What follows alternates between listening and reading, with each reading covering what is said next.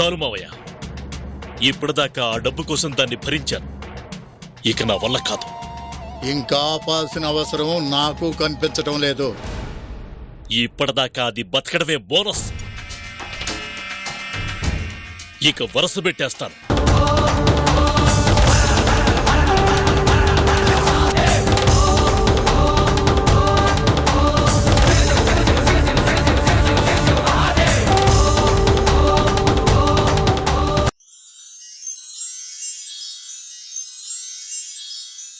ఇంతకన్నా విపరీతాలు చూడబోతున్నా.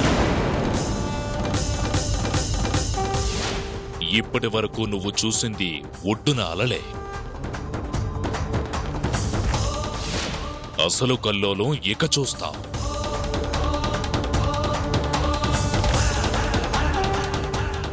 పూర్వీకుల పాపాలు శాపాలై వెంటాడి వేధిస్తుంటే ఆ ప్రళయానికి కొన్ని ప్రాణాలు బలి కావచ్చు.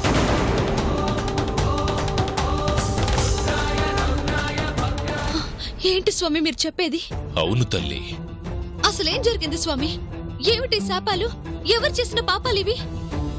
నీ భర్త పూర్వీకులు ఎంతో భక్తిగా కొలిచే నాగుల పుట్టని నీ మామగారు తవ్వించారు. ఆ విధంగా తరతరాలుగా మణిమాణిక్యాలతో పూజింపబడుతూ వస్తున్న ఒక నాగుల కుటుంబం చావుకి నీ మామ కారణమయ్యాడు. అక్కడి నుంచే ఆ వంశ వినాశనం మొదలైంది. ఆ నాగుల శాపం వలనే మీ అత్తామామలు అర్ధాంతరంగా చనిపోయారు. ఆ వంశం మొత్తం ఆ శాపం అనుభవించక తప్పదు.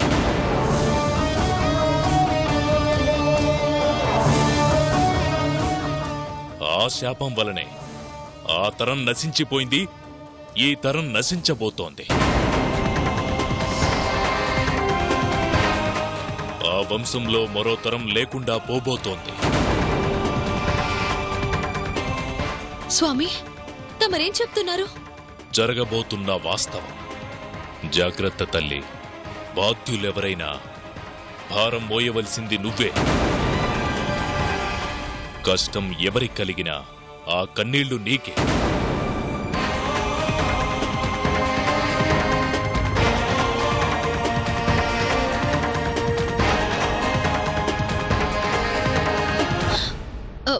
మీరేం చేయలేరా స్వామి?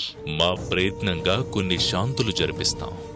ఆ తరువాత ఆ సర్వేశ్వరుడు దయ, ఆయనే మిమ్మల్ని కాపాడాలి.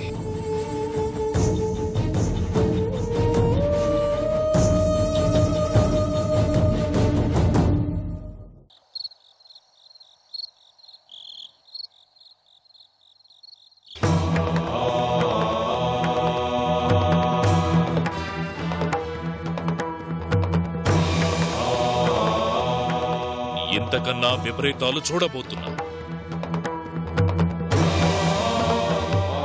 అసలు కల్లోలం ఇక చూస్తా. నీ భర్త పూర్వీకులు ఎంతో భక్తిగా కొలిచే నాగుల పుట్టని నీ మామగారు తవ్వించారు.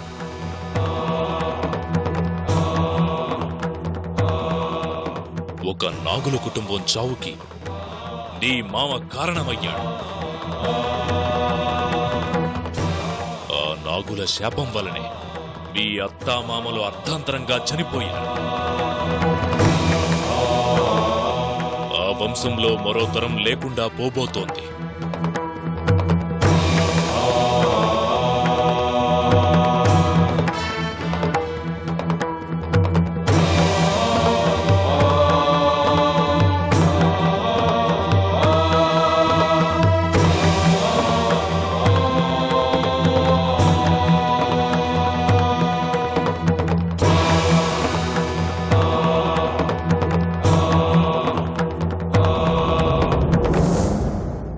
వదినా, ఏంటి ఆలోచిస్తున్నావు?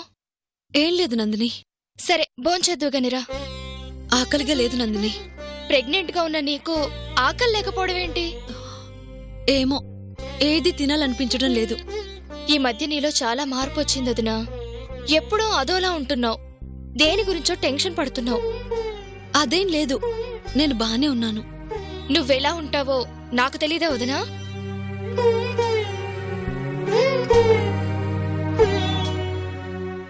రోజు రోజుకి నీలో మార్పు బాగా వస్తోంది.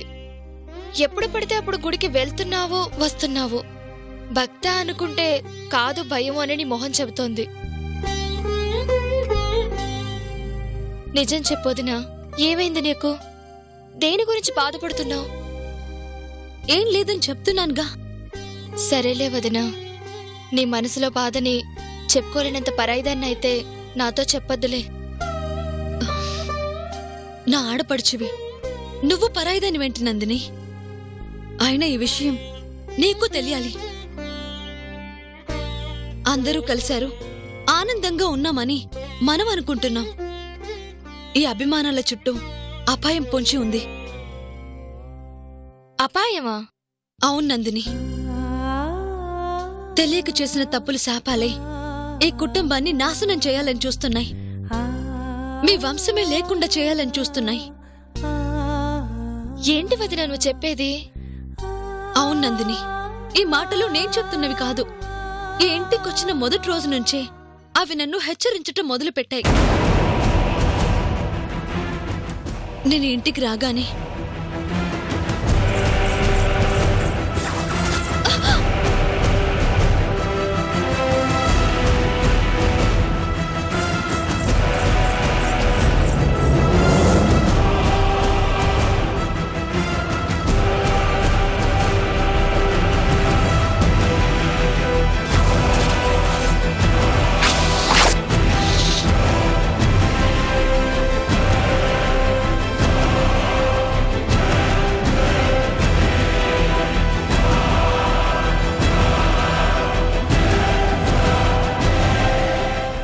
ఇప్పుడు జాతకాలతో పనేంటమ్మా?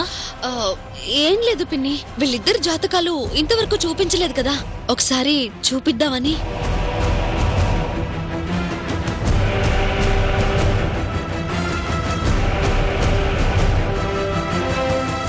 జాగ్రత్త తల్లి, బాధ్యులెవరైనా భారం మోయవలసింది నువ్వే.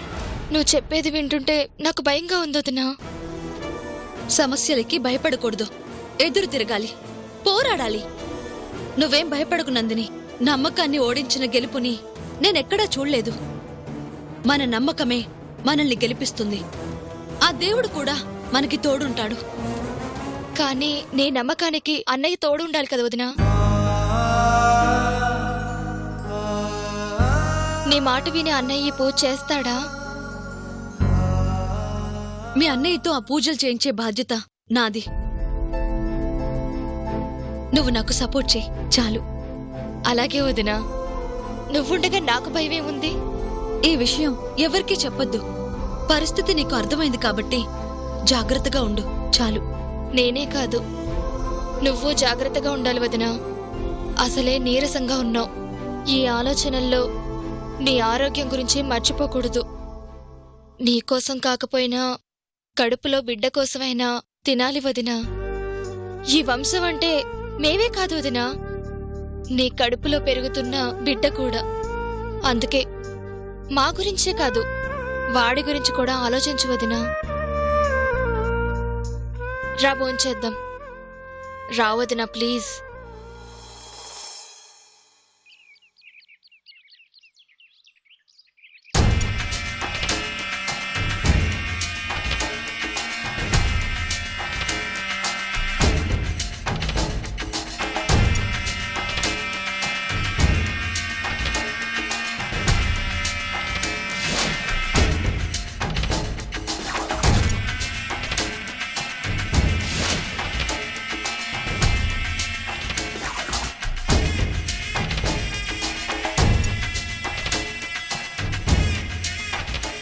పత్తి రైతు పురుగు మందు డబ్బా చూసినట్టు ఏందలుడు ఆ డబ్బాని అంత ఆనందంగా చూస్తున్నావు?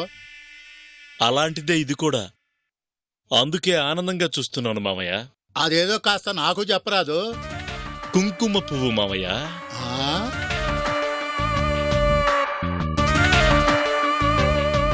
కుంకుమ పువ్వా? ఆడాడో తగలబడుతుంటే ఆడెవడో పిడియలు వాయించుకుంటూ కూర్చున్నట్టుగా ఆడనేదో చేస్తానని చెప్పి అల్లుడు కొడుకు కోసం కుంకుమ పువ్వు తెచ్చావా? ఏ కలర్ రావాలనే? ఇది ఒట్టి కుంకుమ పువ్వు కాదు మావయ్య. మరి ఇప్ప పువ్వును కలిపి కల్తీ చేశారా ఏంది? వాళ్ళ ముందు మారాను అని చెప్పి తినగ వేప తీయగా ఉండు అన్నట్టుగా నిజంగా మారావేంది అల్లుడు? కాస్త నేను చెప్పేది కూడా విను మావయ్య. ఏంది అల్లుడు నువ్వు చెప్పేది నేను వినేది? ఎదురు ఒక డబ్బా కనిపిస్తుంటే కాసిన బొమ్మలు కూడా కొనకు రాకపోయావా? పిల్లాడు పుట్టాక ఆడుకునేవాడు. పిల్లాడు పుట్టాలి కదా.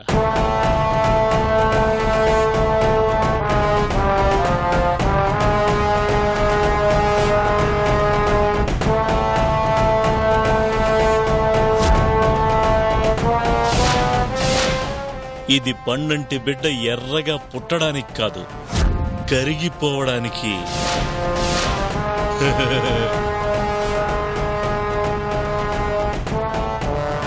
కుంకుమ పువ్వుకు కడుపులో బిడ్డ కరిగిపోవటం ఏందలుడు? ఇది ఒట్టి కుంకుమ పువ్వు కాదు, ఇందులో మనిషి ప్రాణం తీయగల మందు మైల్డ్గా కలిపుంది.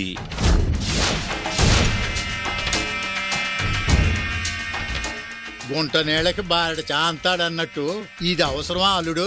అవసరమే, చాలా అవసరం మావయ్య. ఈ ఇంట్లో చావులకు శ్రీకారం చుట్టాలని నేను తెప్పించిన మొదటి ఆయుధం ఇది. జాగ్రత్త అల్లుడు, ప్రాణానికి హాని అని అందర్నీ వదిస్తూ పోయి అసలాడిని వదిలేసిన హంసుడి కథ కానివ్వకో.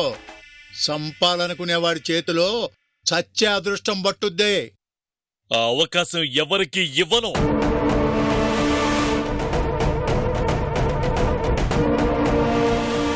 ఈ కుంకుమ పువ్వుతో నరమేధాన్ని మొదలు పెడతాను.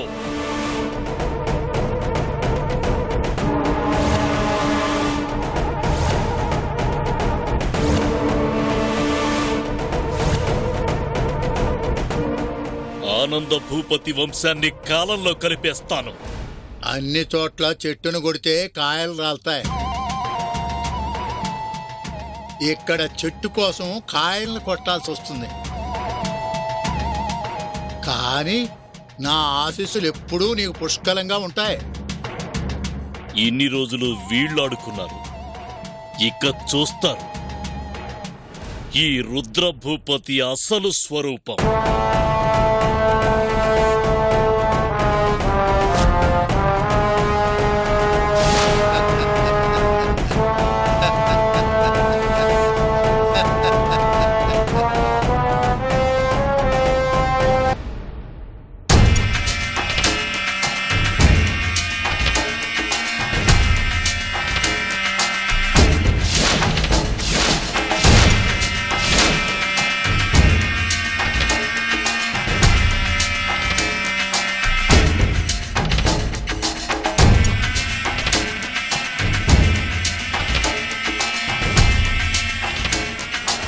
అమ్మా నందిని, ఏంటి మావయ్య?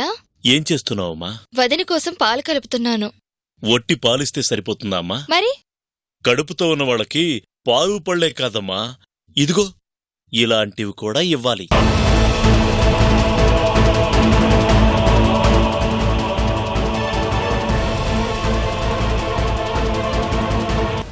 ఏంటి మావయ్య ఇది? కుంకుమ పువ్వమ్మా. దీన్ని పాలలో కల్పిస్తే పిల్లలు ఎర్రగా యాపిల్ పండులా పుడతారంట. అవునా? అవునమ్మా, ఈ శ్రేష్టమైన కుంకుమ పువ్వు కాశ్మీరులోనే దొరుకుతుంది. అందుకే దీన్ని కాశ్మీరు నుంచి తెలిసిన మనిషి వస్తుంటే తెప్పించాను. ఆ పాలలో ఈ కుంకుమ పువ్వుని కలిపివమ్మా. నా అల్లుడు కొడుకు బంగారంలా మెరుస్తూ పుడతాడు. తీసుకోమ్మా. మీరు వదిన విషయంలో చాలా శ్రద్ధ తీసుకుంటున్నారు మావయ్య. నీకు వదినమ్మా, నాకు బిడ్డ కదా. దగ్గరలో వాళ్ళ అమ్మా నాన్న లేని దానికి ఆ లోటు రాకుండా చూసుకోవద్దు. పుట్టబోయే నా అల్లుడు చాలా అదృష్టవంతుడు. అందుకే అందర్నీ కలిపి ఇలా ఆనందంగా ఉండేలా చేశాడు. పుట్టబోయేది మా బావమ్మ. ఆయన మళ్లీ పుట్టబోయేసరికి నేను అప్పట్లా ఉండకూడదని నన్నిలా మార్చాడు. అందుకే సావిత్రిని మనం చాలా జాగ్రత్తగా చూసుకోవాలమ్మా. అలాగే మావయ్య. సరేనమ్మా. అదే మీ వదిలికి త్వరగా పాలివు. సరే మావయ్య. వస్తానమ్మా.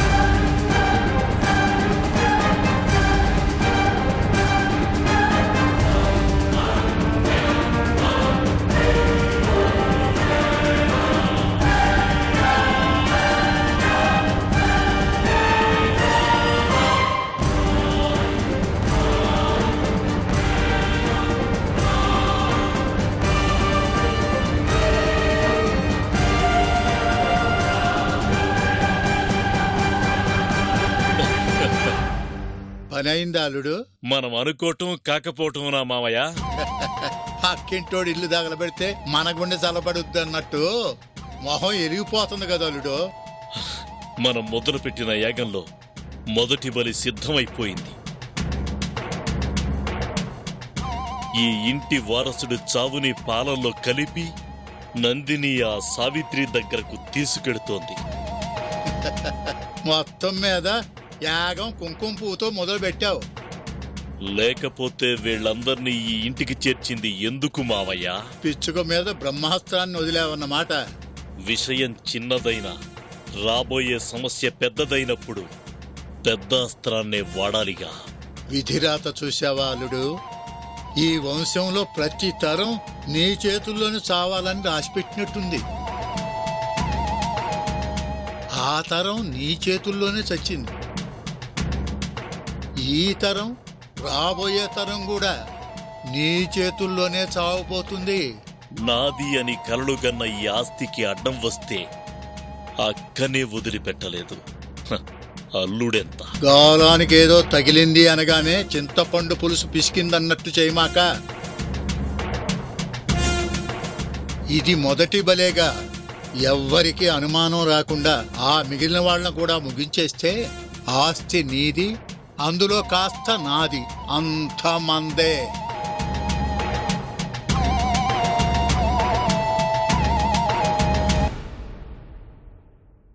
వదినా, ఈ పాలు తాగు. ఇప్పుడేం వద్దు నందిని.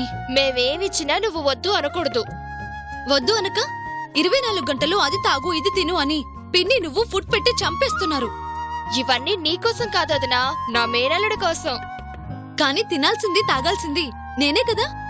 నా అల్లుడు కోసం ఆ మాత్రం కూడా కష్టపడకపోతే ఎలా వదినా?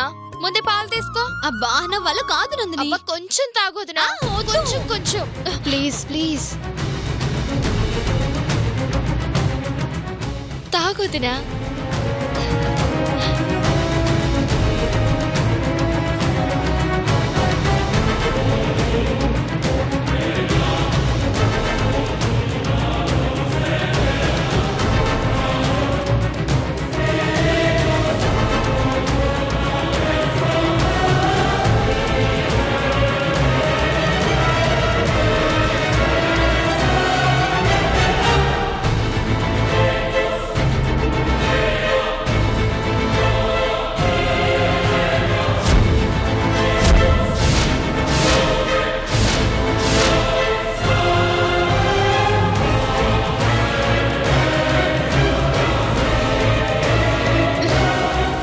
ఇప్పుడు సంతోషమా నీకు? సంతోషమే. అవును, పిన్నేది? అత్తయ్య నేను గుడికి వెళ్తున్నాం వదినా. నేను వచ్చేదాన్ని కదా. గురువారం కదా, రష్ ఎక్కువగా ఉంటుంది. నువ్వు వద్దులే వదినా, మేం వెళ్ళొస్తాం. నన్నసలు కాలు కదలనివ్వడం లేదు మీరు. కందిపోయేది నీ కాళ్ళేవి కాదు, నా అల్లుడు.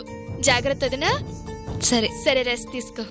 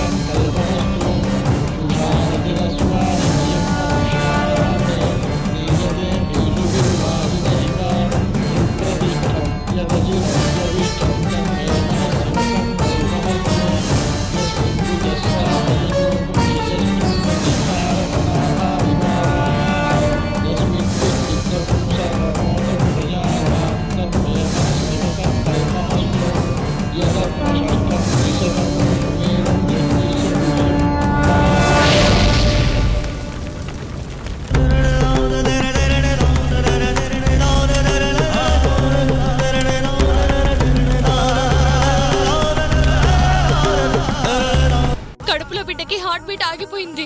అయితే అయితే అంటారేంటన్నయ్యా? అబార్షన్ చెయ్యాలంటే నువ్వు వచ్చి సంతకం పెట్టాలి కదా. నాకేమీ కాదనుకున్నాక నేనొచ్చి సంతకం పెట్టేదేంటి? నాకు సంబంధం లేని విషయాలకి నన్ను లాగొద్దమ్మా. నేను రాను.